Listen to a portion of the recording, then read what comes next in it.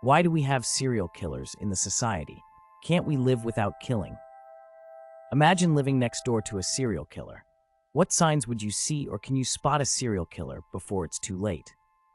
In this video, join me to explore the terrifying science that turns an ordinary person into a monster, the twisted psychology of serial killers, the patterns and warning signs that reveal the making of a monster. Just stay tuned and enjoy this mind-blowing revelation that will not just save you, but also save those around you.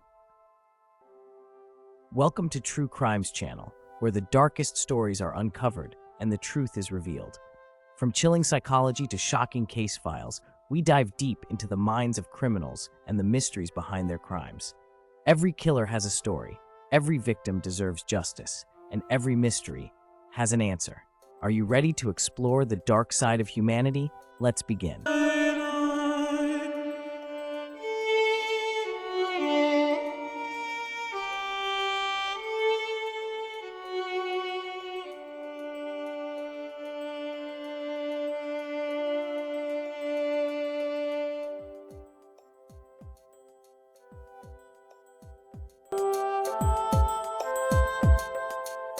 Why do men commit crimes? What drives someone to inflict pain, to make another human being cry? How can one person take the life of another, or justify acts like theft, rape, and other unspeakable evils that plague our society?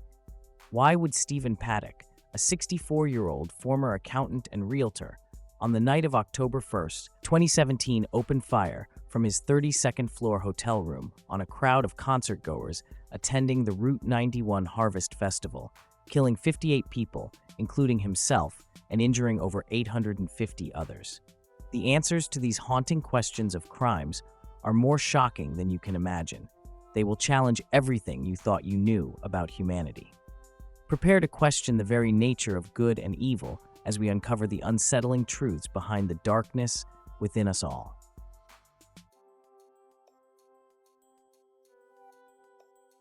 Before we explore the answer of why men commit crime, let us look at the disturbing story of Edmund Kemper, also nicknamed the Co-Ed Killer.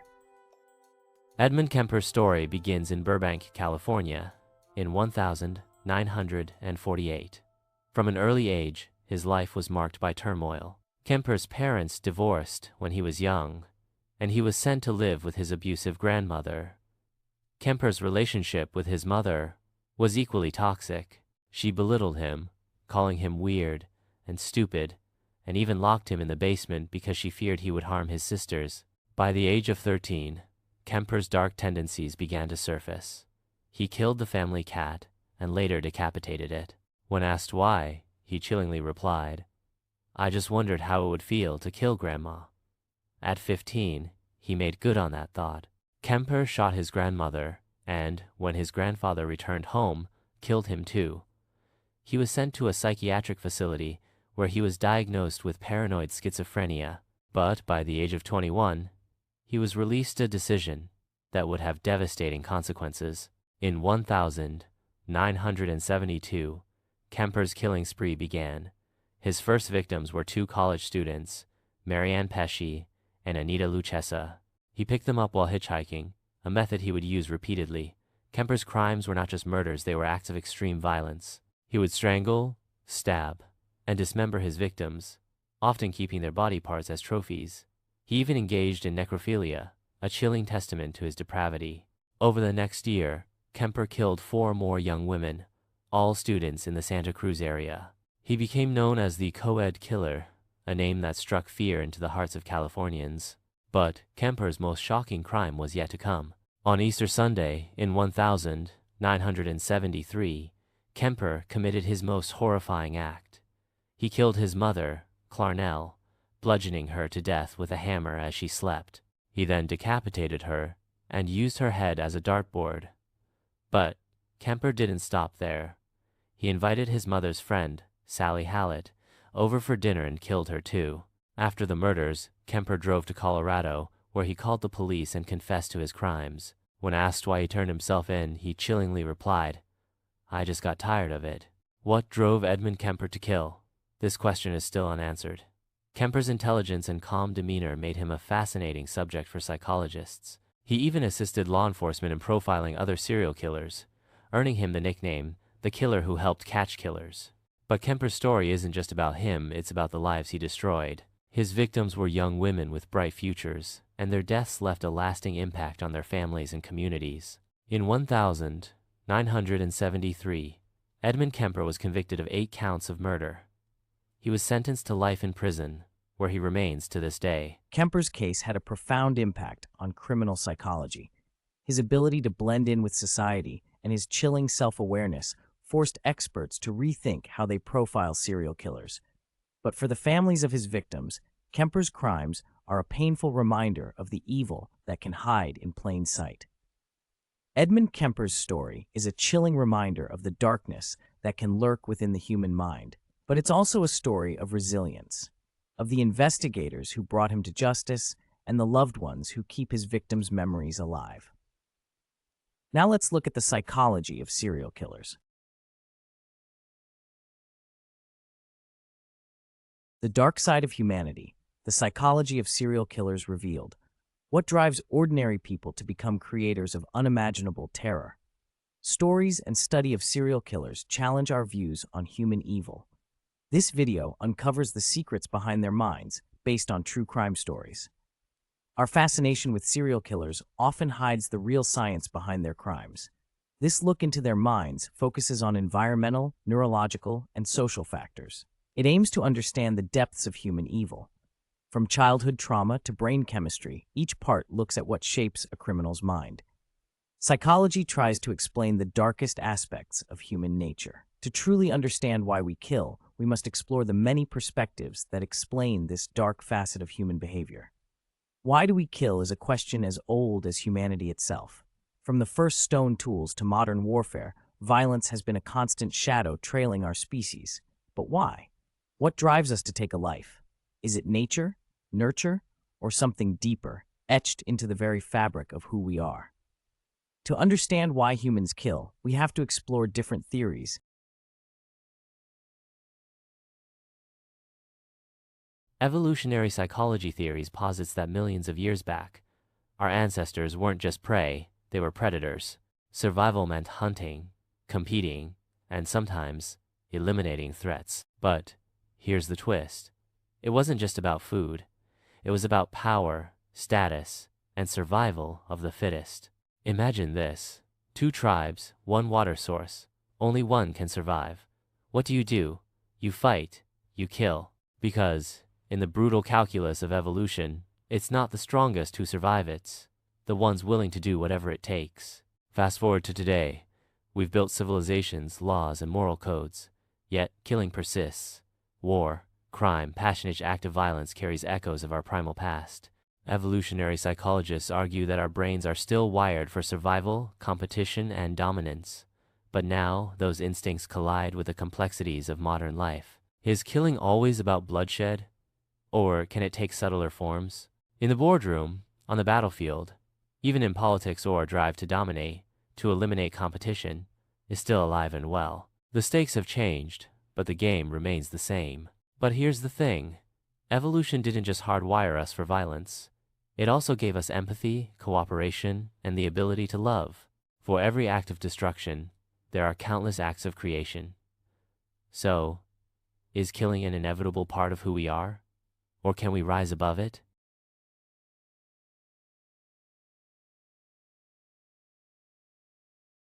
Why do humans kill? The answer lies in our past, but the choice lies in our present. We are the product of millions of years of evolution, but we are also the authors of our future. The question is, what story will we write? Evolutionary psychology gives us one lens that peers into our primal past, where survival and competition shaped our instincts. But the story doesn't end there. Violence is a tapestry woven from countless threads: biology, culture, environment, and even the quirks of individual minds. To truly understand why we kill, we must explore the many perspectives that explain this dark facet of human behavior. Let's start with biology. Neuroscience tells us that violence can be rooted in the brain. The amygdala, our emotional alarm system, can trigger aggression. The prefrontal cortex, responsible for impulse control, can fail. Hormones like testosterone and serotonin play their parts too. Sometimes it's not about choice, it's about chemistry. But biology alone doesn't tell the whole story. Enter sociology. Our environment shapes us in profound ways. Poverty, inequality, and social injustice can breed frustration and anger. Cultural norms can glorify violence or condemn it.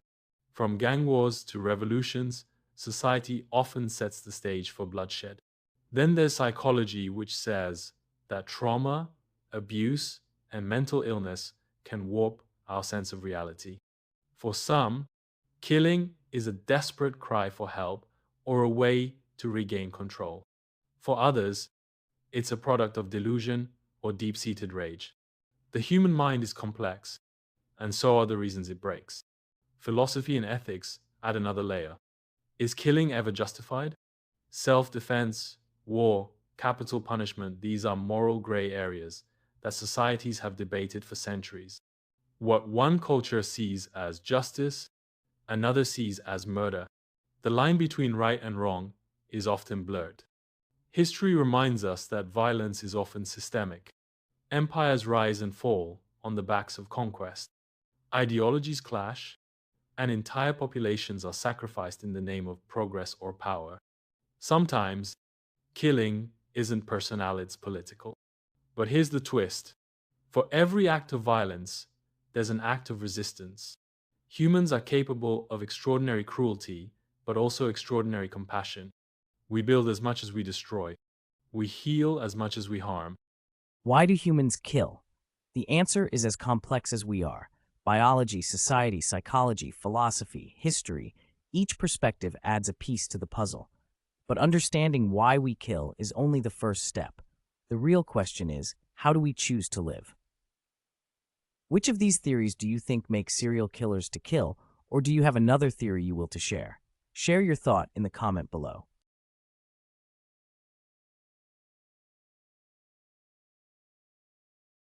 Forensic psychology looks into the minds of serial killers to understand their actions. These killers commit crimes over time, allowing researchers to study their patterns. This helps experts understand why such behavior starts. Early cases from the 1800s have shaped today's true crime psychology. The public's interest often blurs fact and fiction, but science aims to reveal the truth behind these crimes. Experts study serial killer behavior to find out why they act the way they do. This helps prevent more crimes.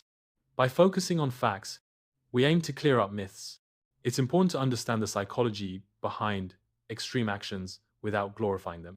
Future sections will look at how environment and upbringing play a role. This sets the stage for a deeper look into the minds of offenders. The goal is to explore serial killer psychology through science, not just for entertainment. This approach helps us understand, without sensationalizing, the making of a monster. Criminal psychology and criminology studies look into how early life shapes behavior. Childhood trauma or neglect can lead to violent tendencies. The Macdonald Triad, including animal cruelty and fire setting, was once thought to predict serial killers. Yet, modern research questions its reliability. Many people with these traits never commit crimes. This shows that early life experiences are not the only factor. Psychology theories suggest that childhood trauma affects emotional growth. Abuse or unstable attachments can harm bonding. This can leave lasting effects. Studies indicate that such disruptions might reduce empathy. This is a key factor in violent behavior. Yet, serial killer motives are rarely due to one cause. Genetics and environment interact in complex ways. Some research links neurological differences to aggression, but these factors alone don't determine someone's path. Most people facing adversity don't turn to violence. Criminology studies aim to understand these patterns. This helps distinguish risk factors from certainties. It shows the complexity of human behavior without simplifying tragedy. The cognitive processes of serial killers have twisted thoughts that make their crimes seem right. studies in criminology show how dark psychology plays a role. They see their victims as objects, not people, which helps them avoid feeling guilty. This way of thinking lets them justify their violent actions. It's a key part of their behavior. Before they act, serial killers often fantasize about violence. These fantasies can turn into real crimes over time. They use a trick called compartmentalization to keep their true selves hidden. This allows them to live a normal life while hiding their dark side. It's a way to keep their two worlds separate. Experts study these processes to understand serial killers better. They want to stop crimes from happening. By looking into how their minds work, they hope to prevent future crimes. Studies in criminology show how twisted thinking leads to extreme actions. Explaining these mechanisms helps us understand criminal behavior. It does so without making excuses for it. What motivates serial killers to kill, or why serial killers kill, exploring serial killer motives in serial murder, uncovers complex criminal psychology. Many seek power and control, filling gaps from past neglect. This quest for dominance is a twisted search for validation, driven by deep emotional needs. Some serial killers are driven by sexual sadism, mixing pain and death with excitement. Others believe they're eliminating threats, showing a mission-oriented mindset. Then, there are those guided by hallucinations, blending mental illness with destructive impulses. These reasons show how human needs for purpose or connection can go wrong. Psychology experts study these to prevent future crimes. By understanding these patterns, they hope to stop future tragedies. This shows that even in darkness, there's a lesson in human behavior. Typology of serial killers. Learning how to classify serial killers is key for investigators and researchers. Criminology studies group behaviors into patterns. The FBI's early system divided killers into organized and disorganized types. This has grown as forensic psychology has evolved, showing more details in their actions. Today, systems like Holmes and Holmes's taxonomy are more detailed. Mission-driven killers act for ideological reasons. Hedonistic offenders seek pleasure, like power or sexual satisfaction. Others aim to control or follow delusions, fitting into visionary or power-control types. But real-life cases often mix traits, making it hard to categorize. Criminology studies recognize these mix-ups, but find typologies useful. By identifying common traits, experts can better find suspects and stop crimes. These systems are essential for both research and investigations, balancing complexity with practicality. Forensic psychology shows how brain biology affects criminal behavior. Studies find that the frontal lobes are key in controlling impulses and making moral choices. Damage to these areas can lead to poor decision-making, seen in some violent crimes. The amygdala, linked to empathy and fear, often has less activity in those with antisocial tendencies. This can lead to a lack of empathy in some individuals. Brain scans reveal differences in the minds of criminals. For instance, less activity in the amygdala is linked to less empathy. This is common in those with dark psychology tendencies. Yet, experts in forensic psychology warn that biology alone doesn't predict violence. Environmental factors like trauma or upbringing also play a role in shaping outcomes. Studies on psychopaths show unique brain patterns, but these findings raise ethical questions. Can brain scans truly explain criminal behavior? Most scientists believe it's a mix of biology and environment. The field is constantly exploring how brain function relates to forensic psychology. This helps us understand violent acts better. Understanding these brain mechanisms improves criminal profiling techniques. Advances aim to prevent violence by addressing both biological and social influences. While the science is evolving, it offers new insights into violent crime psychology, understanding the distinctions. Psychopathy versus sociopathy. Criminal psychology looks into the differences between psychopathy and sociopathy. It sheds light on the psychology of serial killers. These conditions share traits like manipulation, but come from different origins. Knowing these differences helps us understand deviant behavior and its link to crime. Robert Hare's Psychopathy Checklist Revised, PCLR, lists traits like grandiosity and lying common in psychopathy. People with psychopathy might do bad things but aren't always violent. Sociopathy linked to environmental factors like trauma, leads to impulsive behavior without emotional detachment. Criminal behavior varies, with psychopathy rooted in biology and sociopathy in social conditions. Many serial killers score high on PCLR, but most psychopaths avoid violence. Criminal psychology research shows not all with these traits commit crimes. This challenges stereotypes, giving insights into true crime psychology beyond pop culture myths. Understanding these differences helps experts analyze the roots of deviant behavior. It aids investigations into notorious cases, showing that personality alone doesn't dictate actions. This approach enriches studies of criminal behavior, balancing science with human complexity.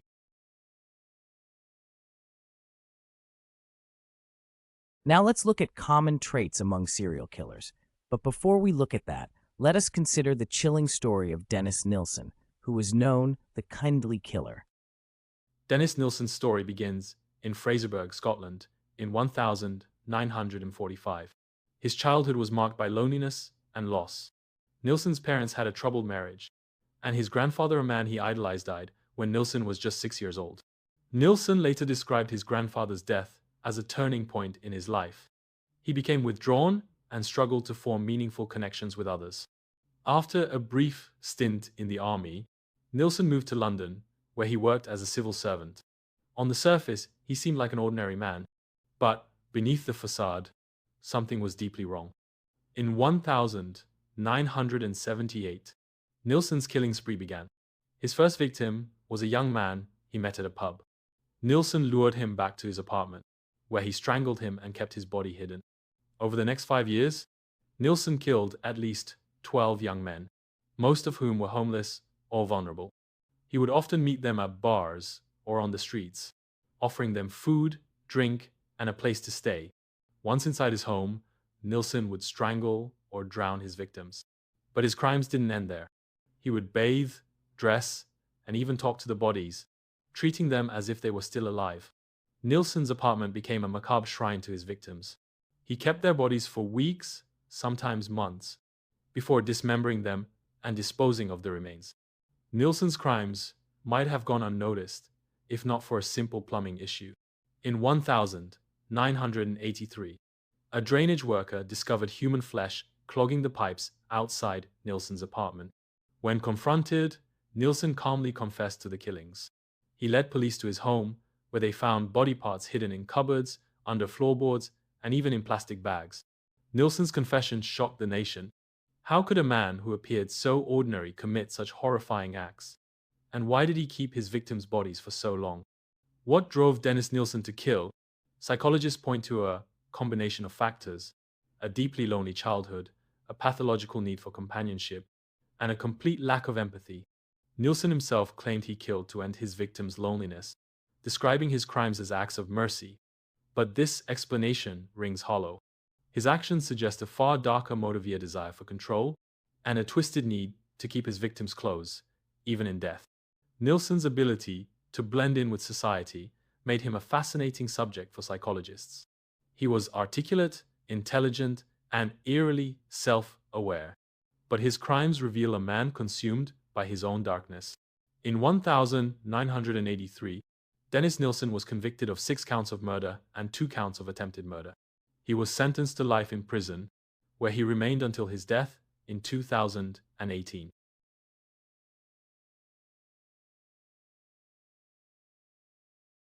Nilsen's case had a profound impact on British society. It exposed the vulnerability of homeless and marginalized individuals and forced authorities to rethink how they protect those at risk. But for the families of his victims, Nilsen's crimes are a painful reminder of the evil that can hide in plain sight. Dennis Nilsen's story is a chilling reminder of the darkness that can lurk within the human mind, but it's also a story of resilience, of the investigators who brought him to justice and the loved ones who keep his victims' memories alive. Now let's discuss common traits among serial killers. Understanding serial killers starts with spotting patterns. Many show signs like animal cruelty or fire setting in childhood. These signs hint at their future actions. They help in profiling to spot risks. serial killers often have unique signatures that show their psychological needs. Unlike their methods, these signatures stay the same. For example, arranging victims in certain ways or leaving symbols can reveal their motives. These rituals often stem from unresolved trauma or obsessive thoughts. True crime experts say no single trait defines all serial killers. Mental health issues, childhood trauma, and social isolation are common but not guaranteed to lead to violence. Profiling uses both behavior patterns and environmental context to avoid oversimplification. Today, data-driven methods track changing methods, but predicting behavior is hard due to individual differences. Studies on serial killers show common traits, but each case is unique. Spotting these patterns helps law enforcement. But we must remember that understanding doesn't mean we justify their actions.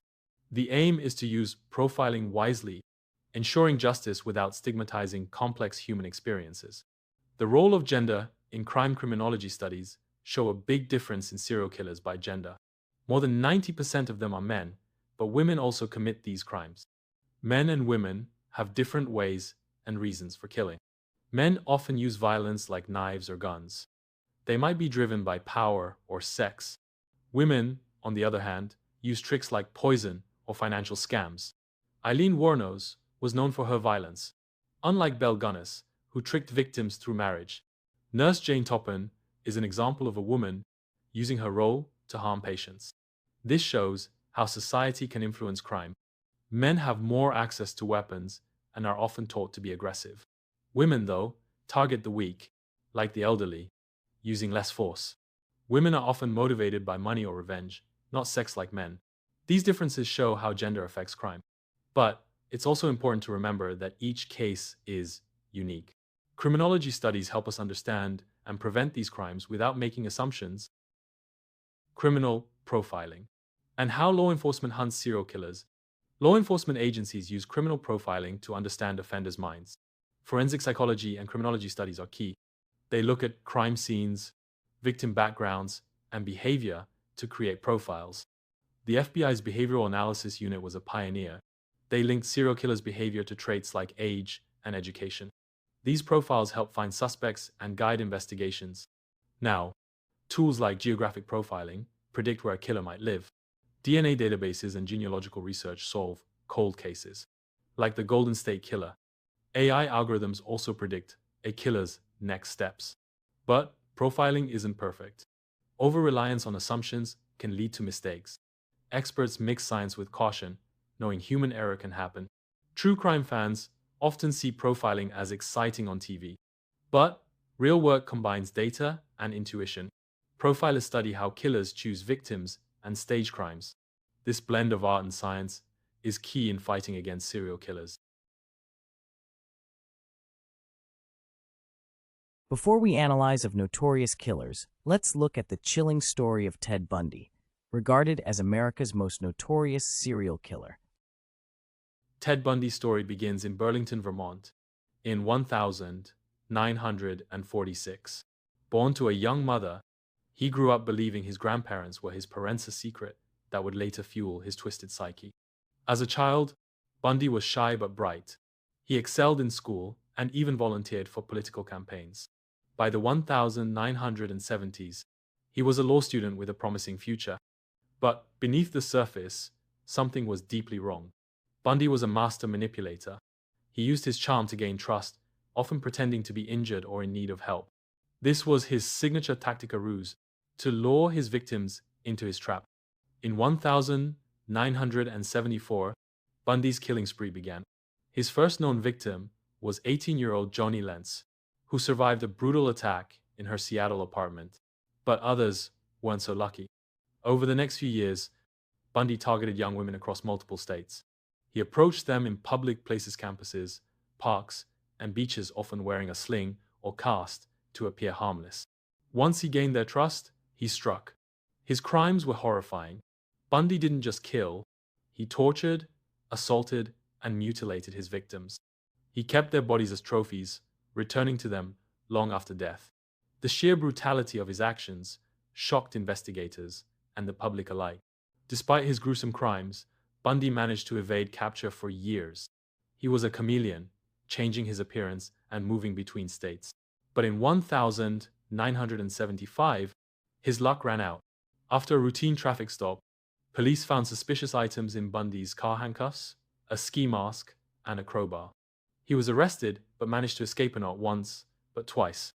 During his second escape, he fled to Florida, where he committed some of his most heinous crimes, including the infamous Chi Omega sorority house attack. Finally, in 1978, Bundy was captured for the last time. His trial became a media sensation, with Bundy even defending himself in court. But the evidence against him was overwhelming. He was convicted and sentenced to death. What drove Ted Bundy to kill? Psychologists point to a combination of factors: a troubled childhood, a pathological need for control, and a complete lack of empathy. Bundy himself claimed pornography fueled his urges, though many experts dismiss this as an attempt to shift blame. What's clear is that Bundy was a textbook psychopath. He saw his victims not as people, but as objects to satisfy his darkest desires. His charm and intelligence allowed him to manipulate those around him, even during his trial. But Bundy's story isn't just about him, it's about the lives he destroyed. His victims were daughters, sisters, and friends. Their stories remind us of the human cost of his crimes. On January 24, 1989, Ted Bundy was executed in Florida's electric chair. His final words were cryptic: "I'd like you to give my love to my family and friends." True crime experts study real cases to grasp the psychology of serial killers. They look at historical examples to find patterns. These patterns link upbringing, mental health, and behavior. Ted Bundy's actions show traits common in organized serial killers. His charm and ability to manipulate people show his narcissistic side. This helped him hide his crimes until they got worse. Edmund Kemper's story is different. His severe abuse and twisted love for his mother drove his violence. His case shows how childhood trauma can lead to adult serial murder. Dennis Nilsen's crimes were driven by deep sadness and loneliness. His story shows how some people are motivated by a sense of purpose. These cases help us understand how psychology and criminal behavior are connected. By studying these cases, researchers hope to stop future crimes. They aim to understand serial killer behavior while respecting victims. These stories teach us about human psychology, not just true crime, media portrayal, and public perception, and the serial killer culture. True crime stories are all over modern media, from podcasts to movies. People watch to learn about the dark side of humanity. They want to know what makes serial killers tick. These stories mix real facts with compelling narratives to keep viewers hooked. Shows like Crime Scene, The Vanishing at Lakewood, and Unsolved Mysteries turn real-life tragedies into thrilling stories. This interest comes from a desire to understand the minds of violent individuals. But this fascination is a double-edged sword. Overly dramatic portrayals can distort reality. They make serial killers seem like clever geniuses instead of criminals. This can downplay the victim's stories and make their crimes seem less serious. Podcasts like My Favorite Murder mix humor with horror, appealing to a wide audience. But creators must be careful not to sensationalize. Overemphasizing serial killers can create unnecessary fear. Critics also worry that celebrating notorious figures could encourage others to follow in their footsteps. It's important to understand both sides of this issue. True crime psychology can teach us about human behavior, but how these stories are told matters a lot. Viewers should think critically about what they watch. They should consider how stories treat victims, and if they're just seeking to entertain without respect. Criminal profiling, and how law enforcement hunts serial killers. Law enforcement agencies use criminal profiling to understand offenders' minds. Forensic psychology and criminology studies are key.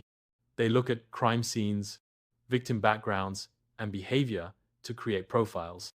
The FBI's Behavioral Analysis Unit was a pioneer. They linked serial killers' behavior to traits like age and education. These profiles help find suspects and guide investigations. Now, tools like geographic profiling predict where a killer might live. DNA databases and genealogical research solve cold cases, like the Golden State Killer. AI algorithms also predict a killer's next steps. But profiling isn't perfect. Over-reliance on assumptions can lead to mistakes. Experts mix science with caution, knowing human error can happen. True crime fans often see profiling as exciting on TV, but real work combines data and intuition. Profilers study how killers choose victims and stage crimes. This blend of art and science is key in fighting against serial killers. Understanding the darkness without being consumed by it. Looking into the psychology of serial killers shows how society, biology, and psychology lead to extreme actions. True crime studies help find patterns to stop future crimes. But we must remember to respect victims' rights and privacy. Studies find that serial killers often come from childhood trauma, mental health problems, or feeling isolated. Dark psychology teaches us that even in the worst cases, human behavior comes from both nature and nurture. This knowledge helps police, but also shows our ability to bounce back. New discoveries in neuroscience and sociology give us hope. Helping at-risk youth early and using better tools to assess risks could lower violence. The media's role in teaching without being too sensational is critical. True crime's fame should focus on ethical storytelling, not just on the crime. Understanding the dark side of humanity doesn't celebrate crime. It shows the need for empathy, mental health support, and community help. By learning from these cases, we can create a world where most people do well and address the causes of violence. Exploring serial killers' minds celebrates our ability to grow and show compassion. Thanks for joining us on this journey into the shadows. If you found this video intriguing, don't forget to like, comment, and subscribe to True Crime's channel for more deep dives into the world of crime and psychology. Your support helps us uncover more stories, seek justice, and shed light on the darkest corners of human behavior. Thanks for joining us on this journey into the shadows. If you found this video intriguing, don't forget to like, comment, and subscribe to True Crime's channel for more deep dives into the world of crime and psychology. Your support helps us uncover more stories, seek justice, and shed light on the darkest corners of human behavior.